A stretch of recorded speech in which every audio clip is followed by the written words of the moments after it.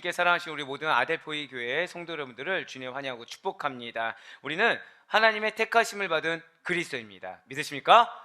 예, 이것이 우리의 정체성이에요. 우리를 하나님께서 택하셨어요. 우리를 하나님께서 불러주셨습니다. 그런 여러분과 저에게 하나님 당신의 일, 즉 우리에게 분명한 사명을 주셨다는 것이죠. 그럼 우리의 사명이 무엇이겠습니까? 저를 따라 고백하실까요? 복음의 확장. 그렇습니다. 우리에게 복음의 확장이라는 사명을 주셨다는 거예요. 우리로 인해서 믿는 자들이 허다하게 늘어나게 될 것입니다. 구별된 여러분과 저로 인해서 인간의 모습이 비춰지는 것이 아니라 거룩하신 하나님의 영광이 반드시 비춰지게 된다는 것이죠.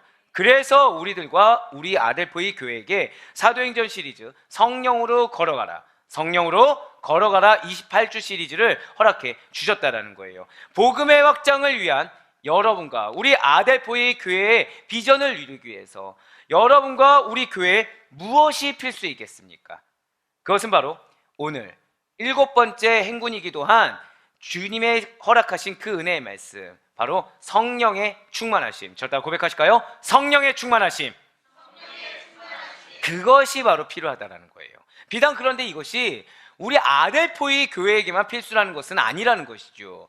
예수 그리스도를 믿는 모든 자라고 한다면, 예수 그리스도의 보혈로 말미암아 대속하심을 얻은 그리스도의 보혈에 빚진 자라고 한다면 성령 충만은 필수 불가결한 요소란 사실을 이 시간 반드시 믿으시길 바라겠습니다. 오늘 7번째 행군의 주인공이 되는 스데반이 바로 그러한 자라는 거예요. 진실로 스데반은 사내들인 공의에 의해서 고발당하게 됩니다. 그는 신문을 받았어요. 첫 순교자가 된다는 것이죠. 그런데 이 스데반의 순교는 한 개인의 죽음으로 끝나는 것이 아니라는 거예요. 이 사건을 계기로 인해서 예루살렘 교회에 대박의 바람이 불어닥치게 되었습니다. 사도를 제외하고는 예루살렘 교회의 모든 성도들이 교회를 떠나서 뿔뿔이 흩어지게 되었다는 거예요. 사실 7 집사가 세워지고 난 다음에 이제 사도들은 복음을 전하기 위해서 구제와 봉사를 하지 않을 수 있게 되었어요. 7 집사가 구제와 봉사를 전담해 주었기 때문이었다는 것이죠. 그렇기 때문에 사도들은 복음을 전하기 위한 그들의 본질, 말씀과 기도에 오롯이 집중할 수가 있었던 것입니다. 그러다 보니 불신자들조차 예수 그리스도의 제자로 거듭나는 일이 허다해졌어요. 비단 이것뿐입니까? 놀랍게도 제사장의 무리들까지 하나님의 말씀에 복종했다는 거예요. 그러니 그들에게 어떠한 핍박만 없다고 한다면, 정확히는 사내들인 공의의 핍박만 없다고 한다면, 예루살렘 교회는 말씀으로 든든히 서가는 데 있어서, 그리고 계속해서 허다한 무리들이 예수 그리스도를 믿고 구원받는 데 있어서, 부흥과 성장을 이루는 데 있어서 별 문제가 없었을 거라는 거예요. 그런데 문제는 일반 사람들도 아닌 유대교의 제사장들이 사도들이 전하는 이 하나님의 말씀을 듣고 변화되기 시작했다는 것이죠. 그러니 사내들인 공의회는 위협을 느끼기 시작합니다.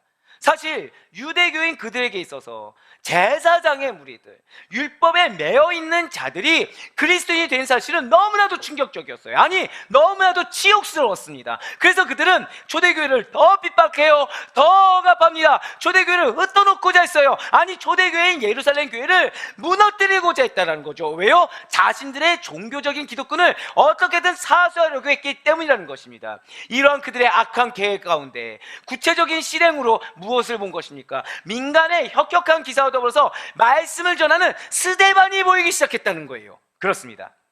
사내들인 공의의 제사장들이 느끼는 이 위협의 중심에는 초대교회의 스데반이 있었어요. 그는 어떠한 자입니까? 은혜와 권능이 충만한 자였어요. 기사와 표적을 행했을 뿐 아니라 그는 성령님께서 말하는 능력까지 주셨다는 거죠. 그러다 보니 스데반을 상대로 이렇게 변론하는 사람들이 결코 이길 수가 없었다는 것입니다. 그런데 이렇게 성령 충만했던 스데반, 다른 어떠한 국가를 전복시키고자 노력했던 것이 아니라 복음만을 증거해서 많은 사람들을 구원의 길로 이끌었던 스데반이 회당의 유대인들에게 고발당하게 됐다는 거예요. 아니, 대체 어떤 이유로, 무슨 이유로 고발을 당하게 된 것입니까? 바로 사도행전 6장 11절과 13절의 말씀입니다. 사람들을 매수하여 말하게 하되 이 사람이 모세와 하나님을 모독하는 말을 하는 것을 우리가 들었노라 하게 하고 거짓 증인들을 세우니 이르되 이 사람이 이 거룩한 곳과 율법을 거슬러 말하기를 마지 아니하는도다. 아멘. 그렇습니다. 지금 무엇인가요? 모세와 하나님을 모독하는 말, 스데반이 모세와 하나님을 모독하는 말을 했다는 거예요. 율법을 거슬러 말을 했다는 것이죠. 비단 이것뿐만입니까? 아니요. 사도행전 6장 14절 말씀도 보시길 바라요. 그의 말에 이 나사렛 예수가 이곳을 헐고 또 모세가 우리에게 전하여 준 규례를 고치겠다 함을 우리가 들었노라 하거늘. 아멘. 지금 무엇이 떠오르십니까? 예수님이 떠오르지 않습니까? 예수님에 대해서 거짓 증언을 한 바리새인과 서기관들, 대제사장들 무리처럼, 그래서 그렇게 고소한 것처럼 스데반에 대해서도 스데반이 말하는 도를 상당히 교묘하고도 거짓되게 표현해서 고소했다는 거예요. 네, 사내들인 공의회는 성전 모독죄와 율법을 거스른 죄로 스데반을 고소해버립니다. 사내들인 공의회에 피소된 이 스데반의 죄목이라는 것은 성전을 모독하고 율법을 거슬렀다, 바로 그것이 죄목이라는 거예요. 당연히 사실이 아니죠. 이것은 사실이 아니에요. 실제로 스데반은 율법을 모독하였습니까? 하나님을 모독했나요? 아니, 그런 일이 없다는 거죠. 단지 스데반은 진리를 깨달았어요. 복음을 깨달았습니다. 예수 그리스도의 구속사역의 진리를 깨달았어요. 그래서 그는 자신의 말을 선포한 것이 아닙니다. 자신의 생각을 선포한 것이 아니에요. 요한복음 2장 19절의 말씀을 통해 증거하신 예수 그리스도의 말씀을 선포했다는 것이죠. 요한복음 2장 19절의 말씀이 어떠합니까? 예수께서 대답하여 이르시되 너희가 이 성전을 헐라 내가 사흘 동안에 일으키리라. 아멘. 그렇습니다. 지금 스데반은 그저 이 말씀이 의미하는 예수님의 부활, 저다 고백하실까요? 예수님의 부활. 네, 예수님의 부활을 증거했을 뿐이에요. 성전이 예표하는 본질이 되시는 예수 그리스도께서 오신 신약 시대에는 더 이상 구약적 의미의 성전은 필요하지가 않는다는 거죠. 진실로 예수님께서는 모세의 율법을 폐하시는 분이 아니십니다. 오히려 율법을 완성시키신 분이세요. 그럼에도 불구하고 사내들인 공의회는 스데반에게 성전 모독죄와 율법을 거스른 죄를 덮어 씌워서 신문하고 그를 죽이고자 했다는 거예요. 진리를 밝히기 위한 신문이 아닙니다. 죽이고자 하는 신문이에요. 죽이고자 하는 모함이었어요. 그러니 잘못한 것이 없는 스데반이 공의회 회원들 앞에 섰을 때 두려워하지 않을 수가 있는 거예요. 잘못한 것이 없어요. 떳떳합니다. 하나님 앞에서 행했어요. 천사 같은 얼굴로 당당함을 잊지 않을 수가 있었다는 것이죠. 대적자들은 분노 어린 모습을 보입니다.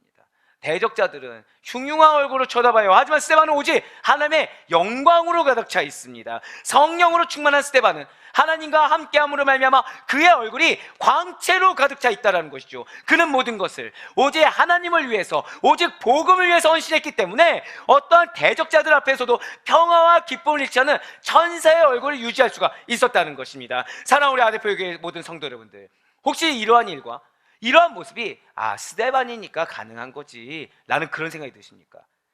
이 정도의 놀라운 성령 충만함이라는 것은 스데반과 같이 신실하고 엄청난 믿음의 소유자들만이, 성경 속 인물들만 그 정도 돼야만 받는 것이라 혹시 그렇게 생각 드십니까?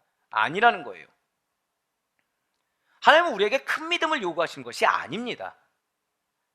하나님은 우리에게 작더라도 순적한 믿음, 작더라도 간절한 믿음, 작더라도 하나님의 뜻대로 살아가고자 아둥바둥하는 그런 연약하지만 굳건한 믿음, 그런 자들에게 성령 충만이 임한다는 사실을 반드시 믿으시길 바라겠습니다. 성령으로 걸어가라. 왜 우리 아대포의 교회에게 하나님께서는 성령으로 걸어가라, 성령을 따르라, 이러한 비전을 주시고 실제로 행하며 여러분들, 성령으로 걸어가는 여러분들을 통해서 증거하는 삶을 살아가게 하시는 것입니까? 이것이 성령 충만한 자들이 걸어가는 길이기 때문이에요. 이것이 주를 따라가며 예수님을 닮아가는 삶, 즉 그리스도인의 당연한 삶이기 때문이라는 사실을 반드시 믿으시길 바라겠습니다. 우리들로 하여금 이 스데반과 같이 증거자의 삶을 살기를 원하시고 또 그렇게 만드시며 인도하시는 하나님의 음성을 들을 수 있길 바라요. 스데반이니까 가능한 게 아니에요. 좋다, 고백하실까요? 나도 충만합니다. 네, 맞아요. 나도 가능해요. 나도 충만하기 때문에 가능한 것입니다. 진실로 우리는 그렇게 성령 충만하여 성령으로 걸어가는 그리스도인들이에요. 그렇게 성령 충만한 자들은 다른 데 서 있는 것이 아닙니다. 진리의 편에 서 있어요. 여러분과 제가 어디에 서 있다고요? 맞아요. 진리의 편에 서 있는 자들입니다. 진리에서 떠나 있는 자들을 부끄럽게 하는 사명이 있는 것이 여러분과 저예요. 믿으십니까? 그래서 그들로 하여금 스스로 오류가 있다, 스스로 잘못이 있다는 사실을 깨닫게 한다는 거죠. 그렇습니다. 지금 유대인들이 오류가 있다는 거예요.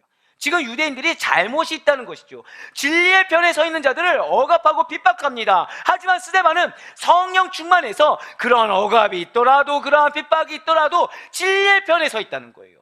누가 대적자냐가 중요하지 않습니다. 하나님이 나와 함께 하심이 중요한 거예요. 할렐루야!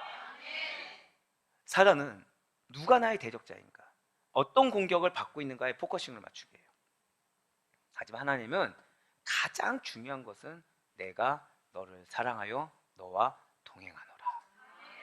이것이 가장 중요하다고 말씀하고 계세요. 그리고 스데반은 그를 고소한 자들 앞에서 아이러니하게 자신을 변호하는 것이 아니라 예수 그리스도를 증거해요. 복음을 증거합니다. 그의 설교는 사도행전 7장 1절에서 53절에 이르기까지 길게 수록되어 있어요. 이 스데반 설교의 핵심이 무엇입니까? 스데반은 유대인들이 고소한 내용이 성전 모독죄와 율법을 거스른 죄에 대해서 반론을 제기해요. 그의 근거는 무엇인가요? 반론의 근거 역시 다른 것이 아닙니다. 하나님의 약속에 근거하고 있어요. 하나님의 언약의 말씀에 근거하고 있고 이스라엘의 역사적인 배경에 근거하고 있어요. 그러면서 무엇을 지적합니까? 유대인들이 하나님께 절대성을 둔 것이 아니라, 메시아의 말씀에 절대성을 둔 것이 아니라 성전 그 자체, 건물 그 자체를 절대시하는 것에 잘못된 점을 지적하고 있습니다. 구약의 여러 가지 예시들을 증거로 삼아서 유대인들이 예수님을 죽인 죄를 지적해요. 현재 유대인들은 과거 조상들이 했던 것처럼 의로운 자를 배척하고 죽이면서 정작 하나님 주신 너희들이 중요하다고 여겼던 율법을 무시하고 있다고 지적하고 있다는 것이죠. 성전 자체의 절대성을 두고 있는 것을 지적합니다. 예수님을 죽인 죄를 지적해요. 정작 율법을 사랑하고 율법의 완성을 해서 나아간다고 하면서 율법을 무시하는 것을 지적해요. 그렇습니다. 지금 스데반의 설교는 그리스도의 복음이 결코 구약 성경의 내용과 반대되는 것이 아니라는 것을 명확하게 드러내는 변증적인 설교였어요. 스데반은 사내들인 공의의 신문에서 자신에게 주어진 그 소중한 변론의 시간에, 자칫 자신이 죽임을 당할 수 있는 그런 짧은 시간에 결코 자기 자신을 위해서 변호하지 않았다라는 것입니다. 대신에 공의의 의장이, 대제장이 고소인들의 말이 사실이냐라고 묻는 신문에 신문하는 당신들의 무리들이 얼마나 진리에서 멀어 있습니까? 라는 그 사실을 명쾌하게 증거했다는 것이죠. 이 같은 스데반의 진리의 선포에 대해서, 그의 설교에, 그의 그런 명확한 메시지에 신문하는 자들이 어떠한 반응을 보입니까? 사도행전 7장 54절의 말씀 보시길 바라요. 그들이 이 말을 듣고 마음에 찔려 어떻게 하나요? 그를 향하여 이를 갈거늘. 예수 그리스도의 복음의 정통성과 유대인의 오류를 지적하는 이 스데반의 논증이라는 것은 탁월하기 그지없어요. 누가 들어도 납득할 수 있습니다. 누가 들어도 명확하게 알아들을 수 있어요. 그럼에도 불구하고 이러한 권위 있고 설득력 있는 설교라고 하더라도, 그 능력의 말씀이라고 하더라도 그것을 듣고 그것을 받아들이는 사람들이 완악합니다. 완고해요. 패역합니다. 그렇기 때문에 극한 거부감을 드러내 보였다는 거예요. 말씀의 능력이 없어서가 아니에요. 말씀을 알아들을 수가 없어서가 아닙니다. 받는 자의 마음의 문제라는 거예요.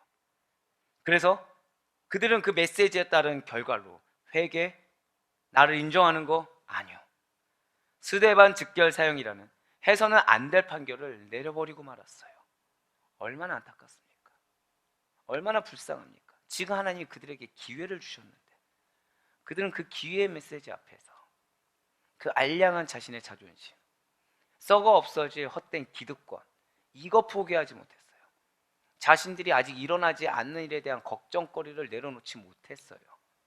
그래서 하나님의 말씀을 죽였어요. 사랑하는 여러분들, 오늘날도 마찬가지예요.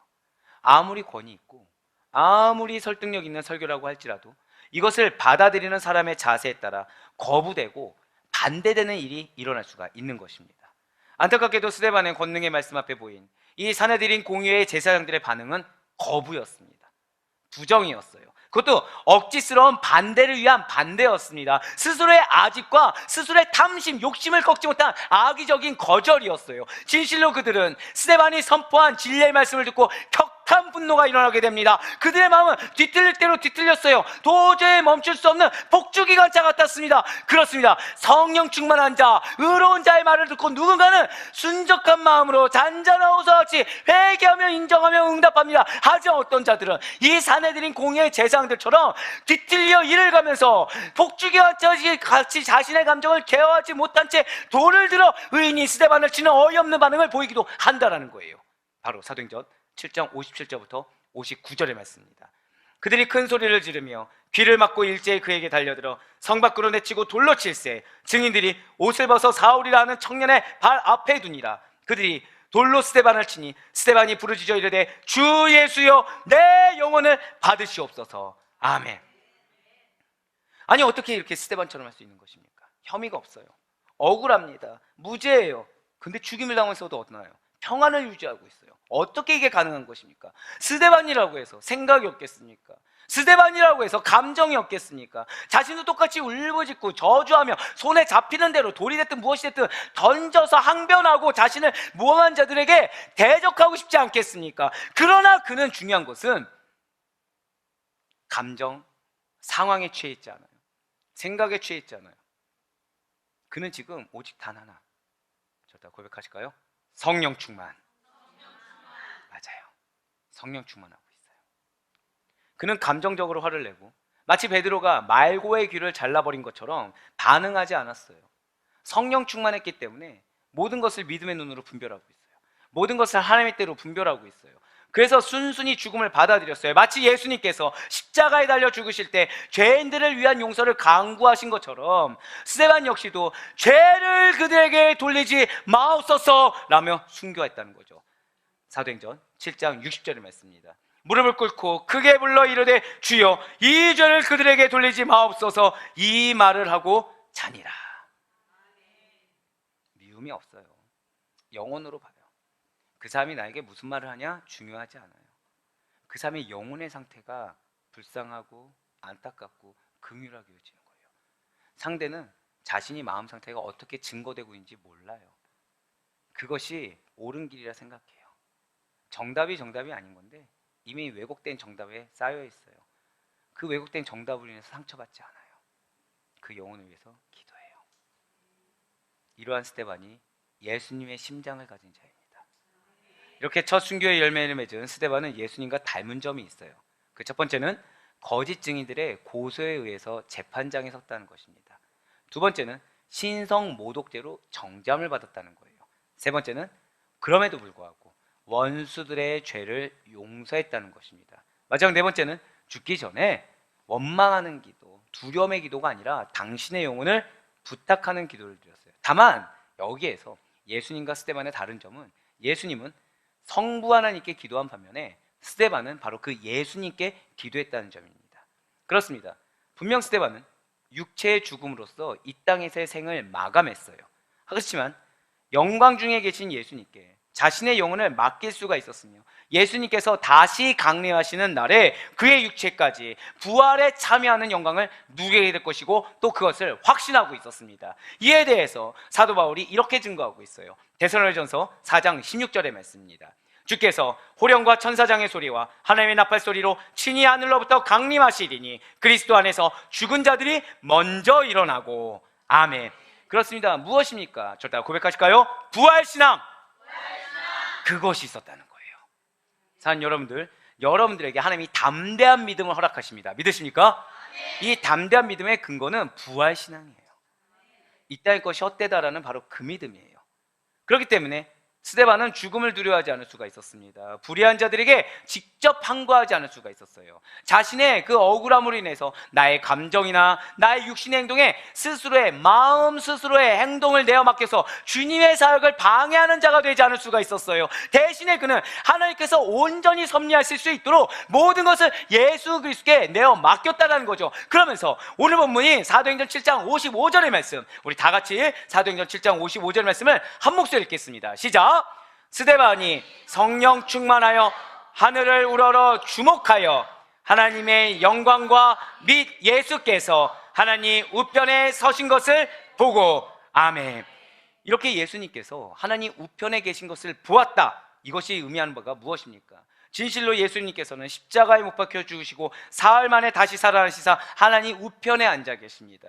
이러한 하나님의 우편은 매우 명예롭고 매우 영광스러운 자리예요. 따라서 예수님께서 하나님 우편에 계시다는 것은 다른 어떠한 의미가 아니라 예수님께서 위엄과 영광으로 충만하신 하나님과 그 위엄과 영광을 동일하게 누리고 계시다.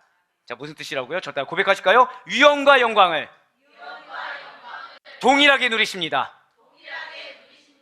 그것을 의미한다는 거예요. 그렇습니다. 지금 스데반은 결코 홀로 외롭게 죽어간 것이 아니에요. 스데반은 무의미하게 죽어간 것이 아닙니다. 위엄과 영광의 예수 그리스도께서 스데반의 믿음을 인정하시사 증인으로 보고서 그들을 보고 계시는 가운데 스데반을 순교했다는 거예요. 누가 증인이 되고 있다고요? 예수님께서 스데반의 순교에 증인이 되어주고 계십니다. 이처럼 시종일관 성령 충만한 스데반을 악하고 불의한 사내들인 공의에는 적대시했어요. 하지만 예수님께서는 증인이 되어주십니다. 여러분들의 주변에 대적자들이 허다하겠지만 위엄과 영광이 가득한 예수님께서 여러분들의 증인이 되어주심을 믿으시길 바라겠습니다. 제사장들은 자신들의 잘못을 지적하는 스데반을 시기합니다. 미워요. 인간적인 마음으로, 또한 자신들의 종교적인 기득권을 수호하려는 지극히 인본주의적인 태도로 무고한 자를 죽여버렸어요. 그렇지만 스데반은 그러한 그들과는 달리 돌에 맞아 죽어가면서도 나를 죽이는데 가담한 이들의 죄를 용서해달라고 중보를 드리고 있다는 거죠. 그런데 참으로 놀라운 사실이 여기에 있습니다. 이러한 스데반의 순교가 그저 본인의 믿음을 증명하는 데서 그치지 않았다라는 거예요. 그의 죽음의 증인이 누구였습니까? 사울이었어요. 청년 사울을 복음의 사도 바울로 바꾸는 굉장히 중요한 계기가 되었다는 것이죠. 청년 사울을 복음의 증인, 복음의 사도 바울로 바꿨다는 거예요.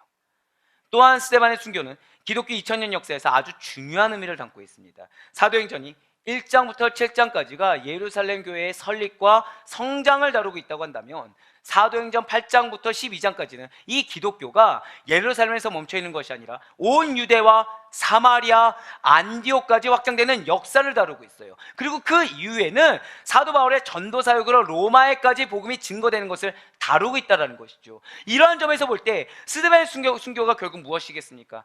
예루살렘에서 멈춰있던 복음이 이방 선교로의 전환을 위한 과도기 가운데 기독교 역사에 중요한 전환점을 두고 있다는 거예요.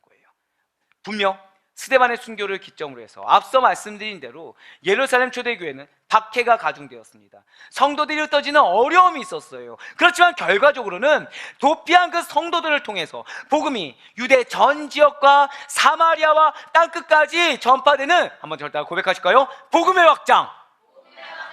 복음의 확장을 가져오게 된 계기가 되었다는 거예요. 여러분들의 믿음의 헌신, 여러분들의 믿음의 인내가 이러한 놀라운 복음의 확장을 가져올 수 있다는 믿음이 우리의 믿음이 되길 간절히 소망합니다. 우리의 믿음은 헛되지 않아요. 우리의 눈물은 헛되지 않습니다. 우리의 인내는 헛되지 않아요. 여러분들을 통해 하나님께서 반드시 복음의 확장을 이루어 주실 것입니다. 저 따라 고백하실까요? 나로 인해 영혼이 변화됩니다. 나로 인해 공동체가 변화됩니다. 할렐루야. 그렇습니다. 스데반의 순교는 성령 충만하여 하나님의 뜻 중심으로 삶을 살아가다가 하나의 미랄이 되어 썩어짐으로 복음의 부흥을 이루는 것이 무엇인지를 증명했어요. 진실로 스데반은 성령 안에서 하나님과 친밀하게 교제하는 자였습니다. 이 땅의 것보다 저 하늘의 영생을 삶의 목적으로 삶은 자였어요. 그리고 그 모든 것이 하나님의 은혜라는 사실을 깨닫고 믿으며 증거한 자였습니다. 사랑하는 모든 아데포의 교회 성도 여러분들, 우리를 이러한 스데반과 같은 자로 불러주시고 인정하시사 동일한 복음 확장의 사명을 주신 것이 은혜란 사실을 깨닫기 바라요. 나의 어떠한 조건을 보지 않으셨어요. 무엇을 보신다고요? 작은 믿음, 간절한 믿음. 그 동기가 무엇이 되었든지 간에 그 작고 간절한 믿음을 통해서 여러분들 가운데 역사하십니다. 그러니 항상 진리의 편에서는 저와 여러분이 되길 바라요. 성령 충만해서 우리의 입술, 우리의 행동에서 나오는 것이 그리스도의 사랑, 그리스도의 용서의 언어, 그리스도의 용서의 용납의 행동이 되시길 바라요. 그것은 내가 하는 것이 아닙니다. 우리 안에 내주하시는 성령님께서 여러분과 저를 주장하여 주시사 하나님의 은혜로 가능하게 하는 것입니다. 하나님께서 당신의 은혜로 여러분과 저의 입술에 스데반과 같이 권위와 능력을 주시사 성령의 놀라운 역사를 보게 하실 줄 믿으시길 바랍니다. 그래, 바라옵고 얻기는 언제나 부활신앙과 종말론적인 의식을 가지시고 저 하늘에만 소망을 두어서 영생을 소유한 자의 범사가 어떠한지를 세상 가운데 증거하시는 가운데, 진리의 반대편에 서 있는 자들에게 도전이 되시는 가운데 참된 복음의 증인으로 살아가시는 여러분들의 삶에 주님께 주시는 놀라운 은혜가 가득하며 선포하시고 경험할 수 있는 우리 모두의 삶이 될 수 있기를 주님의 이름으로 간절히 축원합니다.